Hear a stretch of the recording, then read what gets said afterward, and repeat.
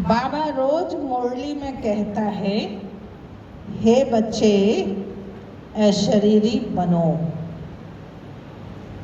अंतर्मुखी बनो।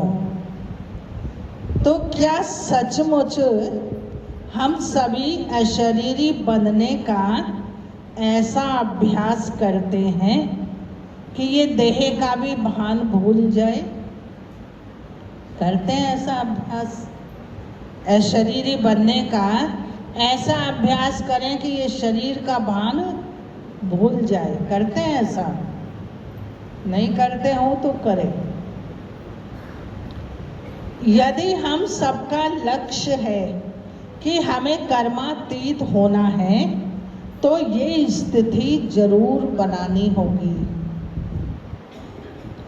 हमें तो बाबा का सामने में वो चित्र, जब वो चित्र सामने आता है, जब पिछाड़ी के दिनों में दिन रात बाबा से यही अनुभव होता था कि बाबा कितना इन सारी प्रवृत्तियों से परे है,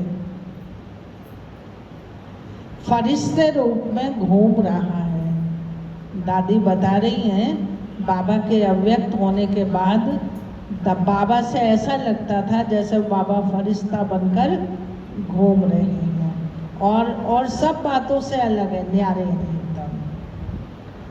हम आते जाते थे तो पहले बाबा हम सब बच्चों से बहलता था, आधा एक घंटा बातें करता था पहले, अव्यक्त होने से पहले। लेकिन पिछाड़ी में तो बाबा को सर्विस समाचार भी 4 शब्दों में सुनाओ तो वो भी बाबा आधे शब्द में ही सुनकर समा लेता था। मतलब बहुत ज़्यादा बातों में नहीं, अगर सर्विस समाचार भी सुनाया तो वो भी 4 शब्दों में ही बाबा सुन लेते थे। कमरे में जाओ तो ऐसे लगता कि बाबा इस देह से परे परे होकर बैठा है।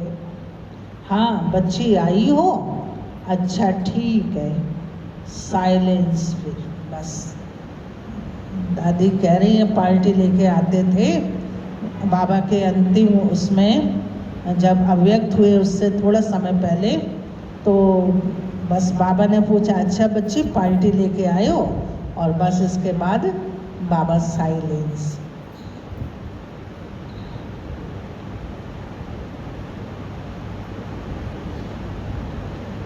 और अनुभव करा देता था कि बाबा बिल्कुल डीप साइलेंस में है, जैसे इस देह की दुनिया से परे देही होकर बैठा है।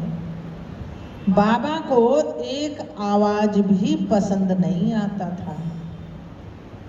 थोड़ा भी कोई आवाज हो तो जैसे बाबा को पसंद नहीं था। ऐसा अनुभव होता था कि बाबा कहाँ सूक्ष्म वतन में, अव्यक्त वतन से भी परे मूल वतन में बैठा हुआ है। दृष्टि भी देता था तो लगता था बाबा हमें भी मूल वतन में ले जा रहे हैं। और बच्चों को भी बाबा यही इशारा करता कि बच्चे तुम्हें भी ये अभ्यास जरूर करना है। अशरीरी भाव, अशरीरी भाव, ये अभ्यास इतना गहरा हो जो आत्म अभिमानी बन जाओ। ऐसे साइलेंस में रहो जो कोई भी सामने आए वो भी आपकी साइलेंस की शक्ति से इस देह के भान को भूल जाए। इसके लिए आत्मा भाई भाई हूँ, ये अभ्यास पक्का करना है। अब ऐसी शांति की, गहरे योग की अनुभूति सबको करनी है, तो जहाँ तक हो सके सभी भाई बहनें विशेष योग का अभ्यास, साइलेंस का अभ्यास, आवाज से परे रहने का अभ्यास, अशरीरी बनने का अभ्यास करो। अब बाहर मुक्ता के वातावरण को बंद करके अंतर्मुखी बनने का, डेड साइलेंस में रहने का विशेष अटेंशन रखो। सुन रहे हैं ना सभी? क्या करना है? साइलेंस में रहना है, अशरीरीपन का अभ्यास करना है। अंतर्मुखी, डेड साइलेंस, इसका अनुभव करो, इसका अटेंशन रखो। इससे जो भी स्वयं की स्व स्थिति में, संगठन में अथवा यज्ञ में छोटे मोटे विघ्न आते हैं, वो वातावरण समाप्त हो जाएगा। इसके लिए अब एक दो को योग के वाइब्रेशंस दो, स्नेह के वाइब्रेशंस दो, प्यारे बाबा के प्यार में खो जाने का वातावरण बनाओ।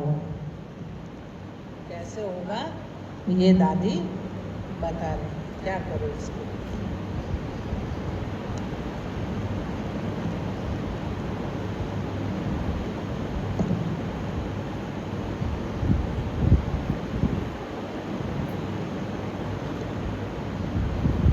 ये वातावरण बनाओ, कोई चिंता ना हो, पर अपनी उन्नति की चिंता सबको जरूर करनी है। यदि ब्राह्मण परिवार में कोई एक भी उल्टे कर्म करता है तो किसी की वृत्तियों में भी गलत वाइब्रेशन है तो वो सारे वातावरण को खराब कर देता है। इतनी हर एक की जवाबदारी है। चाहे हम चलते हैं, घूमते हैं, कर्म करते हैं, चाहे सोते हैं, चिंतन करते हैं, पर चिंतन करते हैं, इन सब का एक्शन रिएक्शन जरूर होता है। अच्छा करते तो भी 100 गुना रिटर्न, अच्छा करते हैं उसका भी 100 गुना रिटर्न, अगर कोई गलत करते हैं तो उसका भी 100 गुना फल उसको मिलता है। तो हम ऐसे ही समझकर चलते, ये जो समय चल रहा है ये भी हमें अंतिम घड़ियों की वार्निंग दे रहा है। तो सूक्ष्म में बार बार ये वाइब्रेशन आते कि अभी ये अंतिम पुराने शरीर भी कब तक, ये पुरानी दुनिया भी कब तक। रोज बाबा इशारा करते, लेकिन ऐसे तो नहीं सोचते कि बाबा तो वर्षों से ऐसे ही कहते आ रहे हैं, ऐसा तो नहीं सोचते हैं। विनाश तो होता ही नहीं है, जब होगा तब देख लेंगे। ड्रामा में जो पुरुषार्थ करना होगा कर लेंगे। कई ऐसे अलबेले पुरुषार्थी, कई ऐसे भाई बहने होते ना, सोचते हैं जब होगा देख लेंगे, जब पुरुषार्थ करना होगा कर लेंगे। पुरुषार्थ के लिए तो अभी बहुत टाइम पड़ा है, हमें कोई हठ योग थोड़ी करना है, ऐसा कई सोच लेते हैं ना। हमारा तो सहज योग है, घूमो फिरो, टीवी देखो, हंसो बहलो नाचो, बस। हम समझते हैं हम इसलिए ब्राह्मण नहीं बने हैं। दादी ने कहा हम इसलिए नहीं बने हैं ब्राह्मण। हम समझते हैं, मतलब ऐसा नहीं बस खाओ पियो सोया और बस दिन हुआ ये कार्य किया, रात हुआ सो गए, ऐसा नहीं। अगर ऐसा कोई सोचकर चल रहे हैं तो बहुत बड़ा बोझ अपने ऊपर लेकर के चल रहे हैं। जो पर चिंतन में व तेरी मेरी बातों में टाइम वेस्ट करते हैं, वे अनेक बाबा के बच्चों का बोझ अपने ऊपर लेकर चल रहे हैं। इस बोझ का हिसाब धर्मराजपुरी में देना होगा। हम बाबा के बच्चों के लिए अनेक बंधन हैं, हम निर्बंधन नहीं है।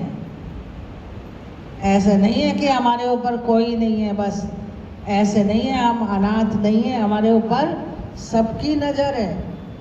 बाप की, टीचर की, सतगुरु की, धर्मराज की, पूरे ब्राह्मण परिवार की, सबकी नजर है।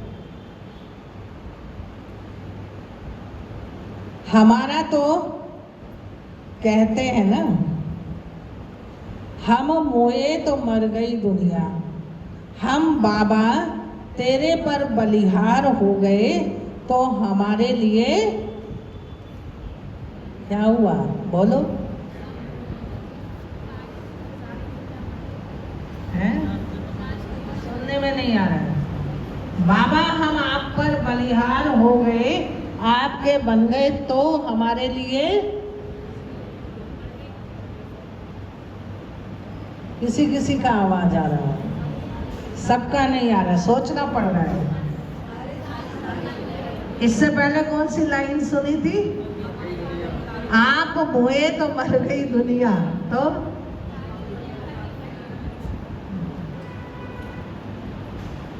हम बाबा तेरे पर बलिहार हो गए तो हमारे लिए, अभी भी धीरे से,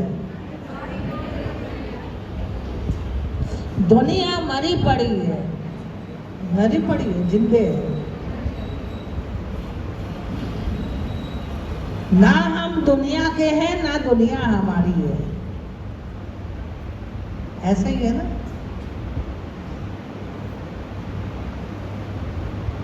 हम दुनिया को पैगाम देने वाले पैगंबर हैं, और कोई से किसी भी प्रकार का बंधन नहीं है। सबको पैगाम देना है, संदेश देना है। बाबा ने हम बच्चों को ये सेवा की ड्यूटी दी है, लेकिन स्वयं उन्नति के लिए बाबा ने कहा है, हे बच्चे तुम हो बेहद के वैरागी। ये अपनी स्थिति को बनाने के लिए बाबा ने कहा है, बच्चे तुम हो बेहद के वैरागी, बेहद के त्यागी और बेहद के तपस्वी। तुम राज ऋषि हो, तुम राज योगी हो, एक बाबा के सिवाय दूसरा कोई नहीं। तुम बाबा के प्राण हो, बाबा तुम्हारे प्राण है। शायद लगता है पेट खाली है इसलिए आवाज नहीं निकल रही है। अभी भोग मिलेगा तो फिर तो आप चले जाएंगे, आवाज तो अभी निकल देंगे ना, थोड़ी सी आवाज होनी चाहिए। फालतू बातों से साइलेंस, लेकिन बाबा की जो दादी की हमें विशेष शिक्षा मिल रही है उसमें तो आवाज निकलनी चाहिए। सुबह से बहुत कुछ हमें मिल रहा है।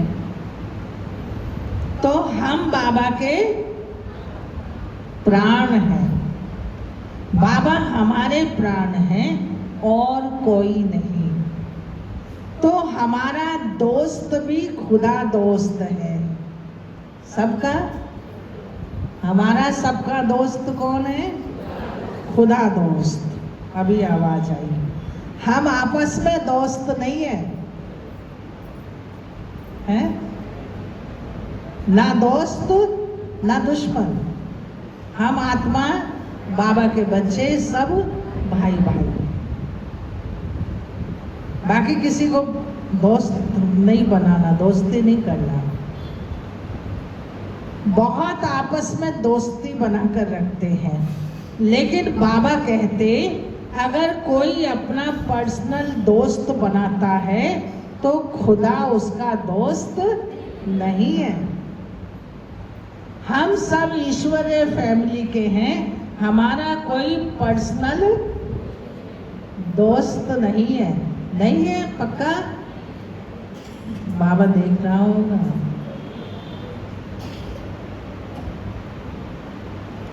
हम देखते, दादी कह रही हम देखते हैं, अगर कहाँ भी कोई विघ्न पड़ता है तो विघ्न आने का पहला कारण है दिल का दोस्त एक दो को बना देते हैं। किसी की बात किसी से करेंगे तो उसके लिए दोस्ती बना लेते हैं। चाहे कभी दिल की बातों की लेन देन करना, चाहे हंसी मजाक करना, ये सब सिद्ध करता है उनका दिलवर खुदा दोस्त नहीं है। जब कोई कहते हैं हमें तो मनोरंजन चाहिए, तो ये शब्द सुनकर मुझे बहुत दिल में आश्चर्य लगता है। भाई मनोरंजन भी तो चाहिए ना, कोई तो हो सुनने वाला। बाबा तो सूक्ष्म में है, तो भारी मन की बातें तो कोई सुनेगा ना हमारी, तो इसलिए दोस्त बना लिए। तो बाबा ने कहा ऐसा नहीं बनाना। जब कोई कहते हैं हमें मनोरंजन चाहिए, तो ये शब्द सुनकर मुझे बहुत दिल में आश्चर्य लगता है। अरे हम योगियों को कौन सा मनोरंजन चाहिए? मैं समझती हूँ हमारा मनोरंजन है क्या? बाबा। हमारा मनोरंजन है बाबा। बाबा के सिवाय हमारा कोई इस जीवन में मनोरंजन नहीं। बाबा के कमरे में जाओ, रूढ़िहान करो, ज्ञान की आपस में मीठी मीठी रूढ़िहान करो, मुरली दोहराओ, प्रश्न करो, विचार सागर मंथन करो, ये है हमारा मनोरंजन। बाकी मोबाइल ही देखते रहना, टीवी देखना, ये कोई हमारा मनोरंजन नहीं है। मुझे ये भी रिस्पॉन्ड मिलता, कभी तो थोड़ा मनोरंजन भी होना चाहिए। इसलिए टीवी देखते हैं, और चारों ओर टीवी की बहुत बड़ी माया फैली हुई है। उस समय टीवी ही था, तो इसलिए टीवी की ही माया। अभी तो टीवी किसी का कभी कभी खुलता होगा, लेकिन हाथ में ही माया होती है आजकल तो। इससे ना योग लगता है, ना ज्ञान बुद्धि में बैठता है। आप कितने क्लास सुनते होंगे मोबाइल पर, कितने भाई बहनों की कमेंट्री सुनते होंगे, योग के टाइम पर चलाते होंगे, लेकिन अगर बिना मोबाइल के बैठो तब आपका मन कितना लगता है? तब आपको कितने पॉइंट याद आती है? आती है याद? नहीं आएंगी, क्योंकि हमारा मन तो चला ही नहीं। हमने बाबा को दिल से याद तो किया ही नहीं। वो तो जो कमेंट्री कर रहा है वो याद कर रहा है। आपने क्या किया? आपने तो उसके विचारों को दोहराया बस। वो तो नकल की हमने, जैसे तोता नकल करता है ना, उसके आगे दूसरा बोलता है वो भी बोलता है। हाँ चलिए, नया कोई है, बिल्कुल कोई नया भाई बहन है, वो आता है, उसको तो चलिए अंगुली से पकड़ करके चलाने के लिए, चलना सिखाने के लिए कमेंट्री आदि चलो कोई कर रहा है तो उसको करके सिखाया जाता है। लेकिन जो बाबा के पुराने बच्चे हो गए, वो तो कमेंट्री वाले का ही हो गए, वो बाबा से बातें कर रहा है। आपने क्या बात की? आपके दिल से निकलनी चाहिए बाबा की बातें, और दिल से जब बाबा की बातें निकलेंगी ना, तो आलस से या सुस्ती बिल्कुल नहीं आएगी। तो ना योग लगता है, ना ज्ञान बुद्धि में बैठता है। कितना संगम की ये अनमोल घड़ियां व्यर्थ जा रही हैं। इसलिए हे ब्राह्मण बाबा के बच्चों, अब इस टीवी की बीमारी से मुक्त हो जाओ। हमें तो बार बार दिल में ये संकल्प आता है कि ये व्रत जरूर लें कि दादी कम से कम हम 101 दिन मौन व्रत रखेंगे। 101 दिन मौन व्रत रखेंगे, ऐसा कोई संकल्प ले। सेवाएं तो ना बंद हुई हैं ना होंगी, जरूरी सेवाएं करेंगे, बाकी मौन रहेंगे। तो मैं हर एक से रिक्वेस्ट करती हूँ कि सभी कम से कम 101 दिन के लिए ये कंगन बांधो। बांध सकते हैं? अभी राखी का भी आ रहा है ना संकल्प का। चलिए राखी तक 101 दिन नहीं तो कम से कम 101 घंटे तो कर सकते हैं मौन। कर सकते हैं, लगातार नहीं करो, एक दिन में कोई घंटे फिक्स कर लो। हो सकता है? कौन समझते हो सकता है? करेंगे तो सब कुछ हो सकता है। मौन रखना मतलब ये नहीं बस चुप हो गए और हाथ चला रहे हैं, वो नहीं। मन से मौन रखना है। मोबाइल का भी मौन रखना है, मतलब मोबाइल भी मौन होना चाहिए और मुख का भी मौन। और कोई सेवा है तो सेवा तो करनी पड़ेगी। अब कोई मुरली सुनने आएगा तो मुरली तो सुनाएंगे ना। मौन करके बैठ जाएंगे तो मुरली कैसे सुनाएंगे? हाँ, कोई नई आत्मा आ गई उसको ज्ञान तो जरूर सुनाएंगे। बाकी हाँ, जो फालतू बातें हैं ना, जो नहीं होनी चाहिए, जिसमें टाइम वेस्ट होता है, उससे मौन कर सकते हैं।